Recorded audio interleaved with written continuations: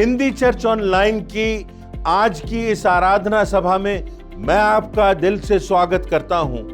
परमेश्वर का धन्यवाद हो कि हम सब आज इस आराधना सभा में जुड़ गए हैं कि परमेश्वर की आवाज को सुन सकें, उसके वचनों को सुन सकें। परमेश्वर मुझसे और आपसे आज भी बातें करता है अपने वचन के द्वारा।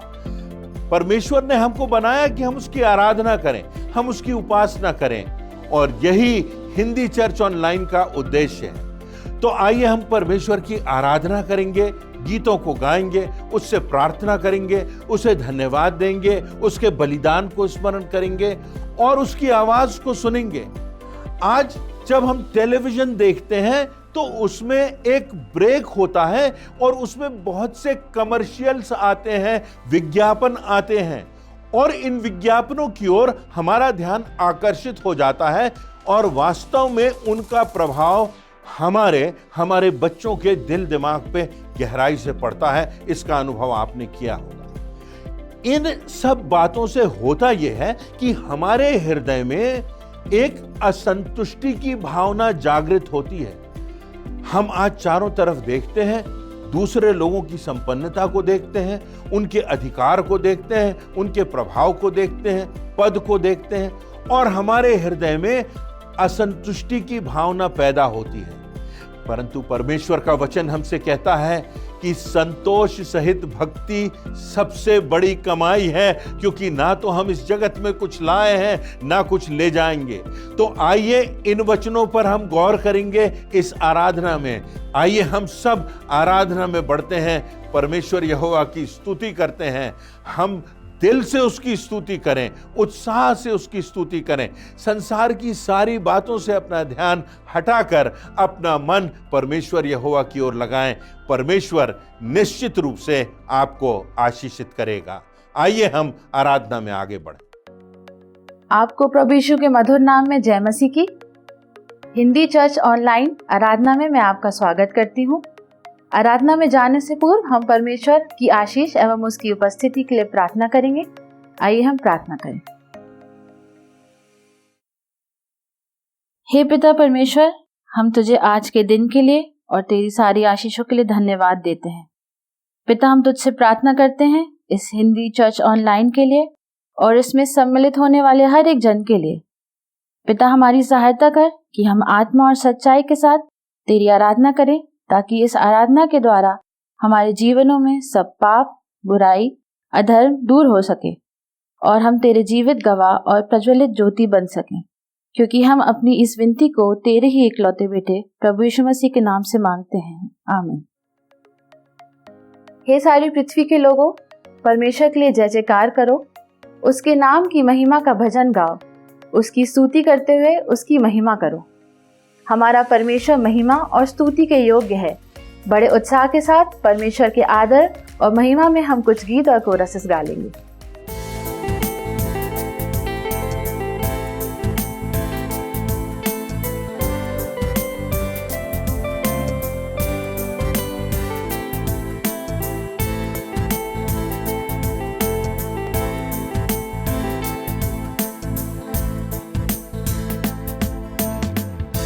तेरी स्तुति और आराधना करता हूँ मैं तुझसे ये प्रार्थना, महिमा से तेरी तू इस जगह को भर, जो भी तू चाहे तू यहाँ पे कर। Hallelujah, hallelujah, hallelujah, hallelujah, hallelujah, hallelujah.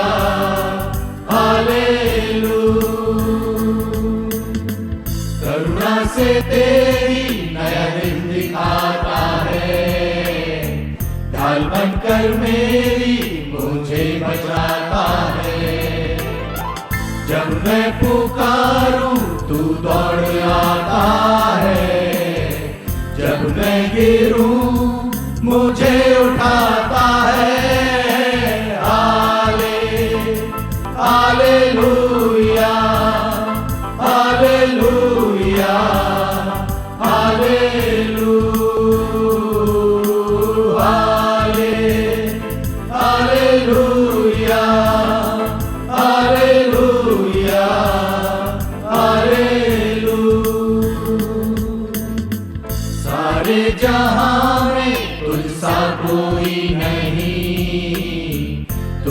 छोड़ कोई प्रभु है ही नहीं। घुटने में टेकूं बस तेरे सामने, तू है मेरा प्रभु, तू मेरा पिता। हालेलुया, हालेलुया, हालेलुया,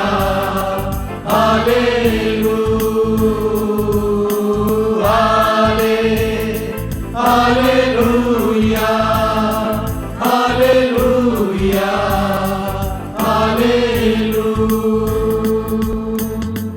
ओ तेरी स्तुति और आराधना करता हूँ मैं तुझसे ये प्रार्थना।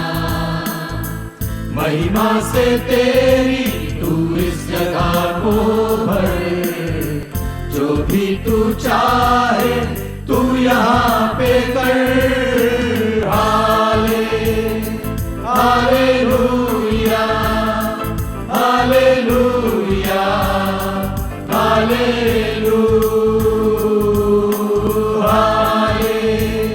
Hallelujah, hallelujah, hallelujah.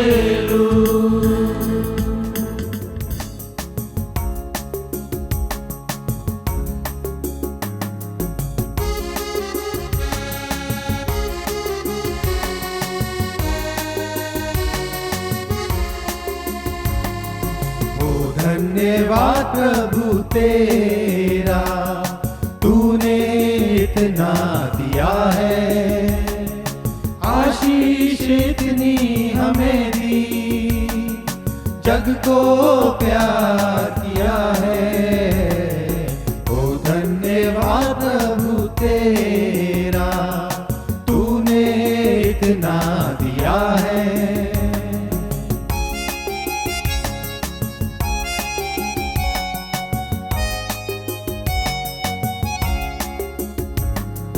तेरी नजरें सब पे बराबर, चाहे धनी हो गरीब कोई, पाया सबने द्वार से तेरे, खाली लौटा न कोई। तेरी नजरें सब पे बराबर, चाहे धनी हो गरीब कोई, पाया सबने द्वार से तेरे, खाली लौटा न कोई, खाली लौटा न कोई। आशीषों के हाथों ने तेरे जीवन सवार दिया है। आशीष इतनी हमें दी, जग को प्यार किया है।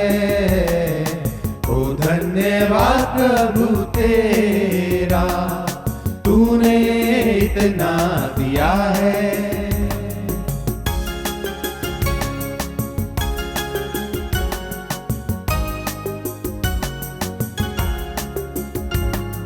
तेरे दर पे आज है आए, देने भेंटे हमारी। तेरे लिए कुछ भी नहीं है, ले लो विनती हमारी। तेरे दर पे आज है आए, देने भेंटे हमारी।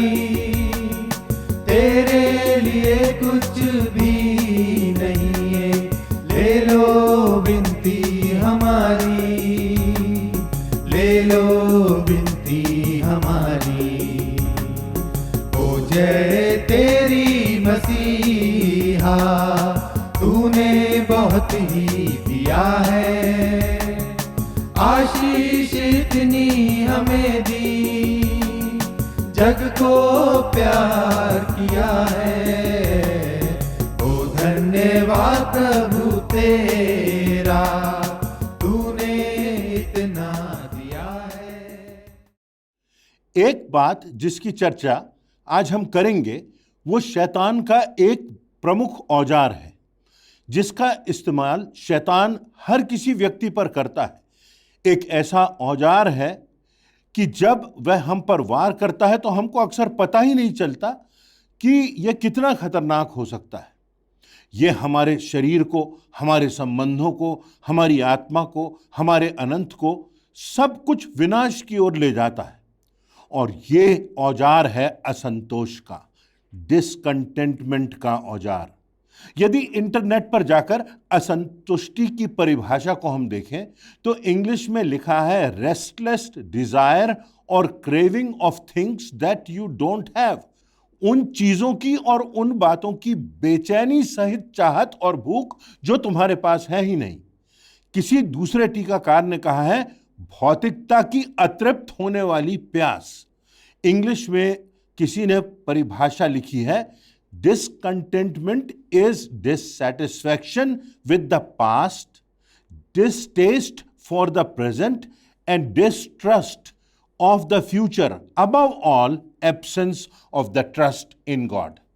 पौलुस प्रेरित जेल में है, कैद में है, उसके जीवन का अंतिम समय है और तब वो फिलिपियों की पुस्तक उसके 4 अध्याय की 11वीं से 13वीं आयत में लिखता है, यह नहीं कि मैं अपनी घटी के कारण यह कहता हूं, क्योंकि मैंने यह सीखा है कि जिस दशा में हूं उसी में संतोष करूं। मैं दीन होना भी जानता हूं और बढ़ना भी जानता हूं। हर एक बात और हर दशाओं में तृप्त होना, भूखा रहना और घटना बढ़ना सीखा है। जो मुझे सामर्थ देता है उसमें मैं सब कुछ कर सकता हूं। उसको यह नहीं मालूम कि किस दिन किस समय उसको मृत्यु दंड मिल जाएगा, वो कैद में है। उसे यह नहीं मालूम कि किस सुबह सिपाही आएंगे और कहेंगे तुम्हारे मृत्यु दंड का समय आ गया। और उस समय में पौलुस लिखता है कि उसकी सामर्थ्य से मैं सब कुछ करता हूं, चाहे मैं गरीबी की स्थिति में रहूं, अभाव की स्थिति में रहूं, अमीरी की स्थिति में रहूं, मृत्यु की छाया हो, चाहे घटूं चाहे बढ़ूं, सब बातों में मैंने संतोष करना सीखा है, सब बातों में मैंने तृप्त रहना सीखा है। तीमुथियुस की पहली पत्री उसका 6वां अध्याय उसकी 6वीं से 10वीं आयत में लिखा है, पर संतोष सहित भक्ति बड़ी कमाई है, क्योंकि ना हम जगत में कुछ लाए हैं ना कुछ ले जा सकते हैं, और यदि हमारे पास खाने और पहनने को हो तो इन्हीं पर संतोष करना चाहिए। पर जो धनी होना चाहते हैं वे ऐसी परीक्षा और फंदे और बहुतेरे व्यर्थ हानिकारक लालसाओं में फंसते हैं जो मनुष्यों को बिगाड़ देती है और विनाश के समुद्र में डुबा देती है। क्योंकि रुपये का लोभ सब प्रकार की बुराइयों की जड़ है, जिसे प्राप्त करने का प्रयत्न करते हुए कितनों ने विश्वास से भटककर अपने आप को विभिन्न प्रकार के दुखों से छलनी बना लिया है। कभी कभी हम वचन की गंभीरता को नहीं समझते, उसकी गहराई पर, उसके प्रभाव पर, उसकी चेतावनियों पर हमारा ध्यान नहीं जाता।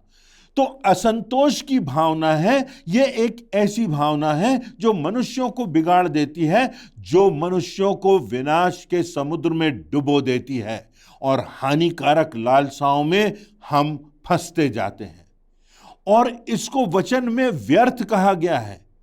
और जो सबसे बड़ा उदाहरण है, जो सबसे प्रमुख उदाहरण है, जिस पर हमने उस दृष्टि से गौर नहीं किया, जो प्रभु यीशु मसीह की परीक्षा का उदाहरण है। हमने प्रभु यीशु मसीह की परीक्षा के विषय में कई बार पढ़ा होगा, कई बार सुना होगा।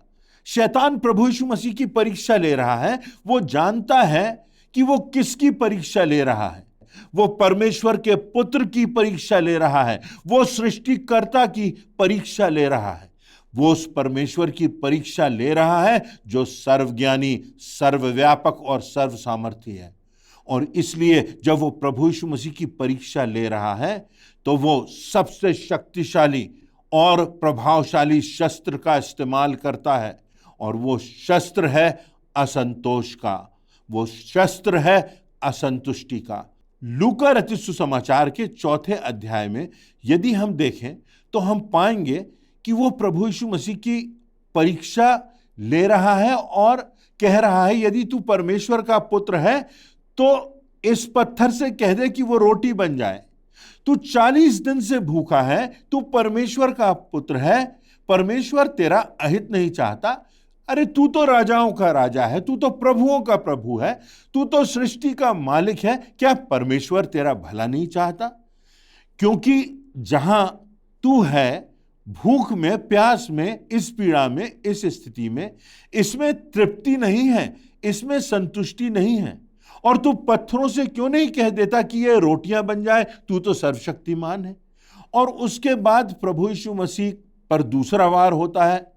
शैतान कहता है, जिसका वर्णन लूका 4:6-8 में है, और उसने उससे कहा, शैतान ने प्रभु यीशु मसीह से कहा, मैं यह सब अधिकार और इनका वैभव तुझे दूंगा, क्योंकि वह मुझे सौंपा गया है, और जिसे चाहता हूं उसी को दे देता हूं। इसलिए यदि तू मुझे प्रणाम करे तो यह सब तेरा हो जाएगा। यीशु ने उत्तर दिया, लिखा है, तू अपने प्रभु, अपने परमेश्वर को प्रणाम कर और केवल उसी की उपासना कर। जगत के राज्य और वैभव और अधिकार को देख। शैतान कहता है, बस थोड़ा सा समझौता कर ले, बस तुझे मेरे सामने झुकना है, प्रणाम करना है। कौन सी बड़ी बात है? इतने थोड़े में, इतने छोटे से समझौते में तुझे सब मिल जाएगा। दुनिया का यश, दुनिया का वैभव, सारा राज्य, सारा अधिकार, तुझे सब कुछ मिल जाएगा। अरे झुककर नमस्कार ही तो करना है। और तब उसके बाद तीसरा वार होता है। लूका रचित सुसमाचार उसके 4 अध्याय की 9वीं से 13वीं आयतों में इसका वर्णन है, जहां लिखा है, तब उसने उसे, अर्थात शैतान ने प्रभु यीशु मसीह को यरूशलेम में ले जाकर मंदिर के कंगूरे पर खड़ा किया और उससे कहा, यदि तू परमेश्वर का पुत्र है तो अपने आप को नीचे गिरा दे, क्योंकि लिखा है कि वह तेरे विषय में अपने स्वर्गदूतों को आज्ञा देगा कि वे तेरी रक्षा करें, और वे तुझे हाथों हाथ उठा लेंगे, ऐसा ना हो कि तेरे पांव में पत्थर से ठेस लगे। यीशु ने उसको उत्तर दिया, यह भी कहा गया है कि तू प्रभु अपने परमेश्वर की परीक्षा ना करना। परमेश्वर पर अविश्वास की बात, परमेश्वर की परीक्षा की बात, मंदिर के कंगूरे पर खड़ा कर दिया, ऊंचाइयों पर ले गया, और तब कहा, परमेश्वर इतना सामर्थी है, यदि तू अपने आप को नीचे गिरा ले तो क्या परमेश्वर तुझे उठा नहीं लेगा? बस अपने आप को नीचे तो गिरा। और होता क्या है? जो शैतान का झूठ है, जिसके विषय में हम कई बार चर्चा भी कर चुके हैं, शैतान का झूठ यह व्यक्ति में असंतोष पैदा करता है, असंतुष्टि पैदा करता है। शैतान कहता है, इस राज्य को देख जो तेरा नहीं, इस वैभव को देख, इस अधिकार को देख। हमारे साथ भी शैतान ऐसा ही करता है, ऐसा ही कहता है, असंतोष पैदा कर देता है अपने कार्य से, अपने पद से, अपने जीवन साथी से, अपने स्रोतों से, अपनी तनख्वाह से, अपने निवास से, अपने वाहन से। लोग तुम्हारी कीमत नहीं जानते, तुम्हारी योग्यता की कदर नहीं करते। तुमको तो बहुत कुछ मिल सकता है, तुम तो बहुत कुछ पाने की क्षमता रखते हो।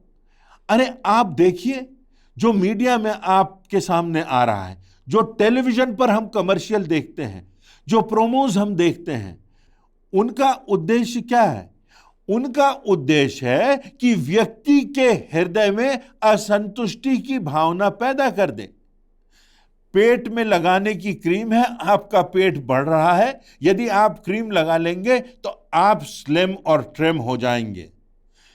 कोई विशिष्ट चाय है, इसको पी लीजिए, ग्रीन टी है, इसको पी लीजिए, दौड़ना भागना नहीं पड़ेगा, व्यायाम नहीं करना पड़ेगा, आप देखिए आप जवान हो जाएंगे। गले में बस पहनना है, एक छोटी सी चीज है, आप देखिए ईश्वर की बड़ी कृपा होगी आप पर, आप धनवान हो जाएंगे। हाथ में पहन लीजिए, ब्लड प्रेशर आपका सामान्य हो जाएगा। कमर्शियल्स जो देख रहे हैं हम, जो टेलीविजन पर हम देख रहे हैं, उसकी तरफ दुनिया भाग रही है, उधर असंतोष ही पैदा होगा और हमें कुछ मिलेगा नहीं। मरकुस रचित सुसमाचार उसके 4 अध्याय की 19वीं आयत में लिखा है, और संसार की चिंता और धन का धोखा और वस्तुओं का लोभ उनमें समाकर वचन को दबा देता है और वह निष्फल रह जाता है। पुराने नियम में जो 10 आज्ञाएं दी गई हैं उनमें हम देखते हैं लालच ना करना। पर यदि निर्गमन 20:17 में हम पढ़ेंगे तो लिखा है तू किसी के घर का लालच ना करना, ना तो किसी की स्त्री का लालच करना, और ना किसी के दास दासी या पशुओं का, ना किसी वस्तु का लालच करना। बिल्कुल स्पष्ट 4 बातें लिखी हैं। यदि हम पढ़ें तो लगता है जैसे मानो आज हमारे लिए लिख दिया हो, आज मानव जाति के लिए लिख दिया हो कि लालच हमें नहीं करना है। लिखा है, स्पष्ट ढंग से लिखा है कि घर का लालच ना करना, दूसरे के घर का लालच ना करना, दूसरे की संपत्ति का लालच ना करना, किसी की स्त्री का लालच ना करना, किसी के अधिकार का लालच ना करना, किसी की संपत्ति का लालच ना करना, क्योंकि ऐसा करोगे तो परीक्षा में गिर जाओगे और हमारे जीवन के जिस क्षेत्र में हम हैं हम असंतुष्ट हैं और हम उसमें गिर जाएंगे और हमारा जीवन नारकीय बन जाएगा। इस असंतुष्टि से जलन, लोभ, घृणा, ईर्ष्या, क्रोध, कुंठा, धोखा, व्यभिचार, निराशा सब कुछ पैदा होता है। यह असंतोष का बीज है जो जलन, लोभ और लालच और भी बहुत सी बातें हैं जो व्यक्ति में पैदा करता है। इस असंतोष से हम कैसे बचें, कुछ व्यवहारिक बातें देखेंगे, परमेश्वर के वचन पर आधारित बातों को देखेंगे। परमेश्वर मुझसे और आपसे बातचीत कर रहा है, वह मुझसे और आपसे कुछ कह रहा है अपने वचन के माध्यम से। तो पहली बात, सही व्यवहार। सही व्यवहार का तात्पर्य है कि जो कुछ हमारे पास है उसमें हमें धन्यवादित रहना है, उसमें हम धन्यवाद देना सीखें। वचन में लिखा हुआ है हर बात में धन्यवाद करो क्योंकि परमेश्वर की इच्छा तुम्हारे लिए यही है। हम कई बार सोचते हैं परमेश्वर की इच्छा हमारे लिए क्या है। परमेश्वर की इच्छा है कि हम हर बात में धन्यवाद करें, और यह सीखने की बात होती है। जीवन में जो संतोष करने की बात है यह अपने आप से नहीं आता, परंतु असंतोष अपने आप आ जाता है।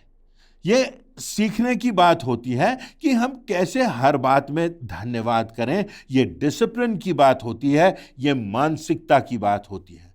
माता पिता सिखाते हैं बच्चों को, बेटा धन्यवाद देना सीखो, थैंक यू बोलना सीखो, बार बार सिखाया जाता है। पहला थिस्सलुनीकियों उसके 5वें अध्याय की 18वीं आयत में लिखा है हर बात में धन्यवाद करो क्योंकि तुम्हारे लिए प्रभु यीशु में परमेश्वर की यही इच्छा है। हम कहते हैं कि हम नहीं जानते कि परमेश्वर की इच्छा हमारे जीवन में क्या है। परमेश्वर की इच्छा है कि हम धन्यवाद करें और इसका आदेश है। परमेश्वर कहता है हमसे कि हमें धन्यवाद करना सीखना है। यह हमारी मानसिकता होना चाहिए, यह धन्यवाद हमारे हृदय में होना चाहिए। यदि हमारे मन में धन्यवाद होगा तो शैतान हमारी आत्मा को नाश नहीं कर पाएगा। परमेश्वर चाहता है कि हम हर एक छोटी छोटी बात में धन्यवाद करें। पहला तीमुथियुस उसका 6वां अध्याय उसकी 8वीं आयत में लिखा है यदि हमारे पास खाने और पहनने को हो तो हमें इसी पर संतोष करना चाहिए। क्या इतने में ही संतोष करें? परमेश्वर का वचन कह रहा है। क्यों? आगे चलकर उसका कारण वह बताता है। तो परमेश्वर का वचन हमको बताता है कि यह परमेश्वर का आदेश है कि हर बात में धन्यवाद करो, हर बात में परमेश्वर को धन्यवाद दो, हर बात में एक दूसरे के प्रति धन्यवादित रहो, जिससे हम प्रभु यीशु मसीह के व्यवहार में उसके अनुसार, उसके वचनों के अनुसार अपने जीवन को बना सकते हैं। दूसरी बात, हमारी सोच सही होना चाहिए। सोच सही करने का अर्थ है कि हम दूसरों की उपलब्धियों को गिनना बंद कर दें और यह देखें कि परमेश्वर ने हम पर कितने उपकार किए हैं। उसके पास तो धन है, उसके पास तो पद है, उसके पास तो बड़ी बड़ी डिग्रियां हैं, हम सोचते हैं उसके पास तो संपत्ति है, उसके पास तो सब कुछ हमसे ज्यादा है। काश उस दूसरे व्यक्ति के समान हमारे पास भी धन हो जाए, उसके समान हमारे पास भी घर हो जाए, उसके समान हम भी बहुत हैंडसम दिखने लगे, उसके समान हमें भी संपन्नता प्राप्त हो, उसके समान हमको भी ऊंचा पद मिल जाए। एसाव का वर्णन है, एसाव जो एक कटोरा दाल के बदले अपने पहलौठेपन का अधिकार बेच देता है, और इसका हश्र होता है अनंत की मृत्यु, अनंत का विनाश। छोटी छोटी बातों के लिए, अपनी छोटी छोटी आशीषों के लिए हम धन्यवाद नहीं देते, हम उन आशीषों को गिनते नहीं। कितनी बातें हैं, हम सांस ले सकते हैं, हमारे पास ऑक्सीजन उपलब्ध है इस वायुमंडल में। हमको आज सुबह परमेश्वर ने जागृत कर दिया, जगा दिया, हमको एक और नया दिन परमेश्वर ने दिया, हमको परमेश्वर ने भोजन दिया, हमको परमेश्वर ने वस्त्र दिए, हमको परमेश्वर ने प्यार करने वाले लोग दिए। क्या कभी हमने धन्यवाद दिया है कि हमारा हृदय, हमारी किडनीज, हमारे जो शरीर के वाइटल ऑर्गन्स हैं वो अच्छा काम कर रहे हैं? कभी हमने देखा है कि जो लोग अंधत्व से जी रहे हैं, कितने बच्चे हैं, कितने लोग हैं जिनको दिखाई नहीं दे सकता, परंतु वो खुश रहते हैं। क्या हम धन्यवाद देते हैं परमेश्वर को कि हम देख सकते हैं, हम छू सकते हैं, हमारे हृदयों में संवेदनशीलता है? कुष्ठ रोगियों की संवेदनशीलता तो चली जाती है, समाप्त हो जाती है। हम परमेश्वर के गीत गा सकते हैं, हमको छुटकारा मिल सकता है, हमको छुटकारा मिल गया है। कितने हैं जिन्होंने प्रभु यीशु मसीह के छुटकारे को प्राप्त कर लिया है? क्या हम में उस उद्धार का आनंद है? उस उद्धार के प्रति हर पल, हर समय धन्यवाद है परमेश्वर का कि चाहे हमारे शरीर के साथ कैसी भी दुर्दशा हो, चाहे हम कैसी भी बीमारी से घिरे हुए हों, चाहे कैसी भी नकारात्मक परिस्थितियों से हम गुजर रहे हों, परंतु हमारी आत्मा सुरक्षित है। हम आराधना कर सकते हैं। हम गीत गाते हैं, आराधना में है छुटकारा, आराधना में है चंगाई। आज का दिन यहोवा ने बनाया, हम उसमें आनंदित हों। हो तेरी स्तुति और आराधना, हर बात में धन्यवाद करो। ये सब गीत तो हम गाते हैं, परंतु क्या ये बातें, क्या ये धन्यवाद हमारे हृदय में है, हमारे व्यवहार में है? परमेश्वर चाहता है कि हमारे दिल में, हमारी मानसिकता में, हमारे व्यवहार में यह धन्यवाद भरा रहे। तीसरी बात, हमारा सही उद्देश्य हो, यह कि सच्चा धन वस्तुओं की लालसा में नहीं, वस्तुओं की उपलब्धि में नहीं, वस्तुओं की बहुतायत में नहीं, परंतु धन्यवाद से भरे हुए हृदय में हमको आशीषित जीवन मिलता है। हम संतुष्ट रहें, हम खुश रहें, हमारे जिंदगी में वो उद्धार का आनंद छलकता रहे। कुछ समय पहले मेरे कुछ मित्र अमेरिका से आए हुए थे। हम लोग एक गांव से गुजर रहे थे और वहां पर कुछ बच्चे थे जो डाल से, किसी वृक्ष की डाल से काटकर उसको हॉकी स्टिक्स टाइप बनाए हुए थे और उससे खेल रहे थे। और उन्होंने एक कपड़ों की बॉल बना ली थी, जो कपड़े फट गए थे उनसे एक गेंद बना ली थी, और वे बच्चे बड़े उत्साह से, बड़ी खुशी से, बड़ी उमंग से खेल रहे थे, बड़े आनंद से खेल रहे थे। हमारे मित्र कहने लगे, अरे जरा गाड़ी रोको। और उन्होंने इन बच्चों को ध्यान से देखा और उन्होंने कहा, ये बच्चे इतने गरीब हैं पर कितने खुश हैं। बेचारे फटे हुए कपड़ों की गेंद बना करके खेल रहे हैं और इतनी गरीबी के बावजूद भी खुश हैं। दूसरे मित्र ने जवाब दिया कि सुनो, ये गरीब नहीं है, वास्तव में इनमें आनंद है, इनमें धन्यवाद है, इनमें संतुष्टि है, ये कहीं ज्यादा हमसे अमीर है। किसी ने कहा है, जीवन की दो त्रासदियां हैं, एक बहुत कुछ पाने की कामना करने की त्रासदी, और दूसरी त्रासदी उनको पाकर भी अतृप्ति का एहसास करना।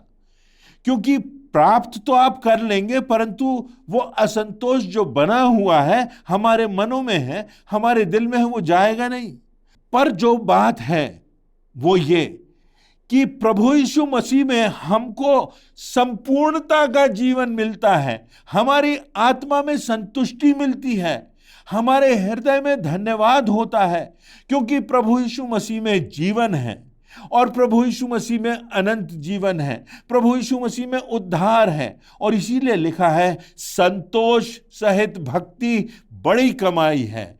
प्रभु यीशु मसीह हमारे जीवनों में है, हम उसकी आराधना कर रहे हैं, हमारे जीवनों में संतोष है, हम धन्यवाद से गीत गा रहे हैं, उसकी उपासना कर रहे हैं।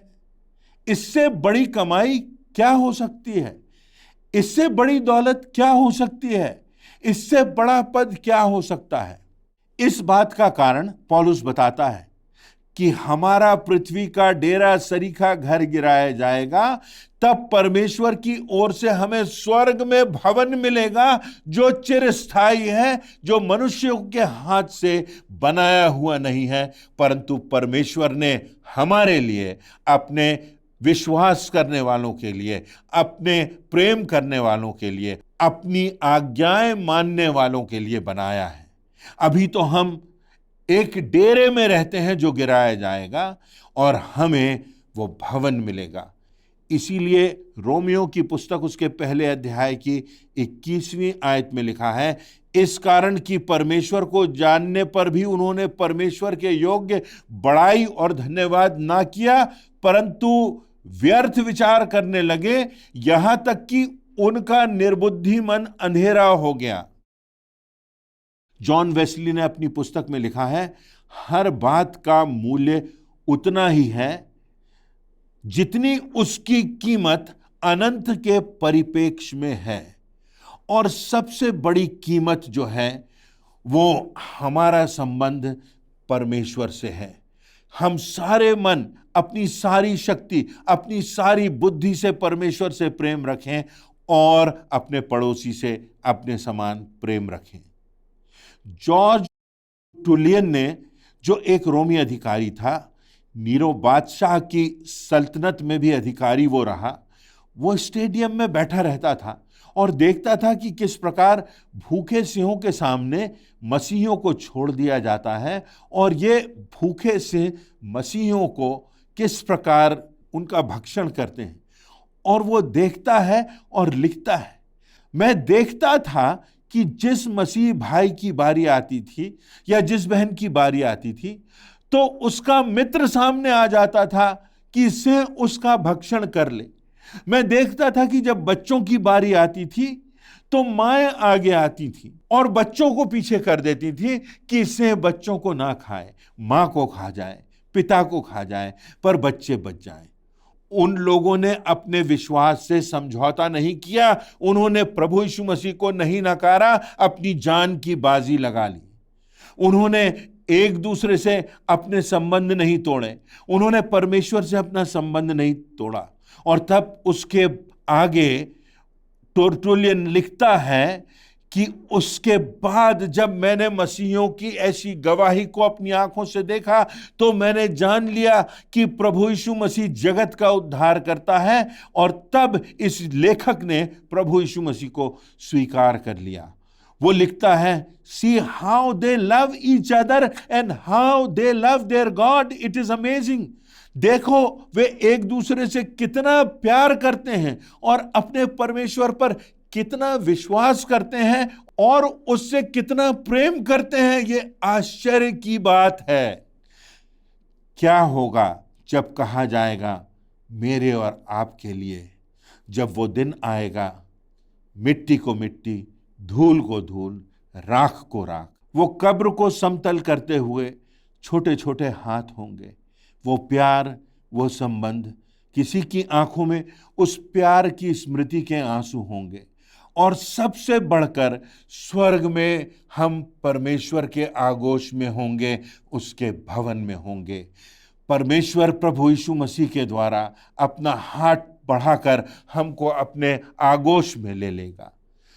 क्या बच रहेगा इस संसार में? कौन सी भौतिक वस्तुओं में हम उलझे हुए हैं? किन बातों की ओर हमारा ध्यान लगा है? आज हमें ये सोचना है, कौन सी बातें हमारी प्राथमिकता है, किन बातों के लिए हम अपना जीवन और अपनी ऊर्जा लगाए जा रहे हैं, किन बातों की ओर हम दौड़े जा रहे हैं, किन बातों की ओर हम अपनी जिंदगी के एक एक दिन गंवा रहे हैं, ये सब बातें बीत जाने वाली हैं। ये धन्यवाद और ये संतुष्टि और ये संतृप्ति हमें मिलेगी उस संपूर्णता के जीवन में जो प्रभु यीशु मसीह हमको देना चाहता है। तो आज जिन बातों पर हमने विचार किया वो ये कि हमारा व्यवहार सही हो, हमारा सोच सही हो, हमारी मानसिकता सही हो और हमारा संबंध प्रभु यीशु मसीह के द्वारा अपने परमेश्वर पिता के साथ सही हो। आइए आज हम अपने हृदयों को देखें, अपने सोच को देखें। कहीं हमारे जीवन में ये असंतोष तो नहीं भर गया, क्योंकि ये असंतोष है जो हमारे जीवन में बहुत सी गलत बातों को जन्म देता है और हमारे जीवन को और हमारी आत्मा को विनाश के रास्ते पर ले जाता है। परंतु प्रभु यीशु मसीह ने कहा, मैं आया कि वो जीवन पाएं और बहुतायत का जीवन पाएं, संपूर्णता का जीवन पाएं, उद्धार का जीवन पाएं और अनंत जीवन पाएं। मेरी प्रार्थना है कि हम सब इन बातों को समझें, इनको ग्रहण करें और धन्यवाद से भरा हुआ, संतुष्टि से भरा हुआ, परिपूर्णता से भरा हुआ जीवन जिए। परमेश्वर चाहता है कि अपनी आशीषें वो हमको दे, परंतु हमारा व्यवहार, हमारी प्राथमिकताएं और हमारा संबंध सही है कि नहीं, इन बातों को हम आज देखें और अपने हृदय को जांच लें। परमेश्वर आप सबों को आशीष दे। आज के प्रेरणादायक वचन के लिए हम प्रभु के सेवक को धन्यवाद देते हैं। प्रभु का अनुग्रह उनके ऊपर बना रहे और आज का यह वचन हमारे पांव के लिए दीपक और मार्ग के लिए उजियाला ठहरे। अब समय है कि हम प्रभु की ब्यारी में सहभागी हों। प्रभु भोज में सहभागी होने से पहले हम अपने मनों को तैयार करें इस गीत के द्वारा।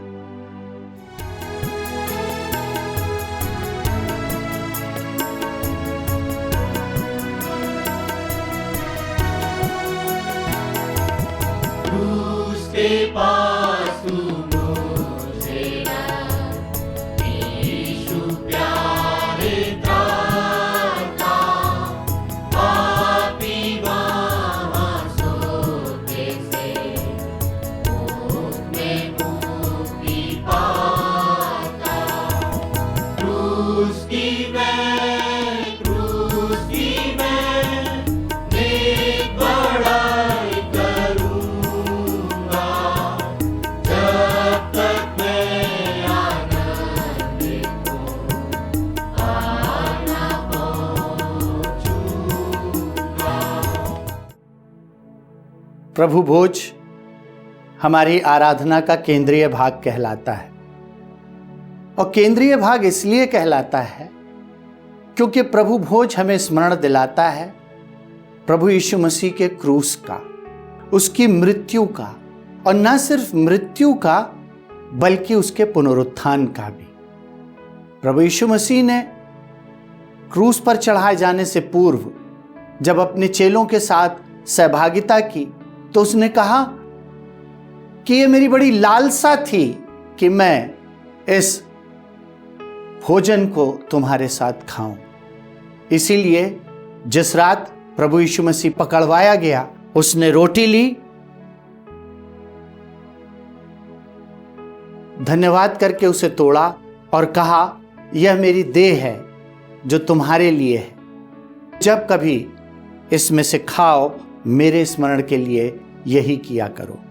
इसी रीति से उसने ब्यारी के पीछे कटोरा भी लिया और कहा, यह कटोरा मेरे लहू में नई वाचा है, जब कभी पियो मेरे स्मरण के लिए यही किया करो। पौलुस प्रेरित लिखता है कि क्योंकि जब कभी तुम इस रोटी में से खाते और इस कटोरे में से पीते हो तो प्रभु यीशु की मृत्यु का जब तक वह ना आए प्रचार करते हो। यह एक विशिष्ट आमंत्रण है।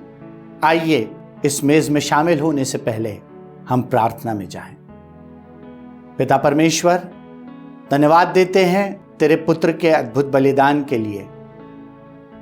क्रूस पर प्राण दिए जाने के द्वारा, रक्त को बहाए जाने के द्वारा, उसकी देह को हमारे लिए तोड़े जाने के द्वारा हमारे पापों की क्षमा हमको प्राप्त हुई है और अनंत जीवन का उपहार मिला है। हम इस अद्भुत उपहार के लिए पिता परमेश्वर तुझे धन्यवाद देते हैं। जब हम इस मेज में शामिल होते हैं, चाहते हैं कि तू हमें मार्गदर्शन प्रदान कर कि हम अपने जीवनों को जांच लें और तेरी इच्छा के अनुसार अपने जीवनों में आगे बढ़ने वाले हो सकें, क्योंकि अपनी इस विनती को हम तेरे प्रिय पुत्र और हमारे एकमात्र जीवित उद्धारकर्ता प्रभु यीशु मसीह के नाम से मांगते हैं, आमीन। प्रभु की मेज तैयार है, आप इसमें शामिल हो सकते हैं। यदि आपने प्रभु यीशु मसीह पर विश्वास किया है और उसके नाम का बपतिस्मा लिया है, तो इस मेज में शामिल हों और परमेश्वर को धन्यवाद दें।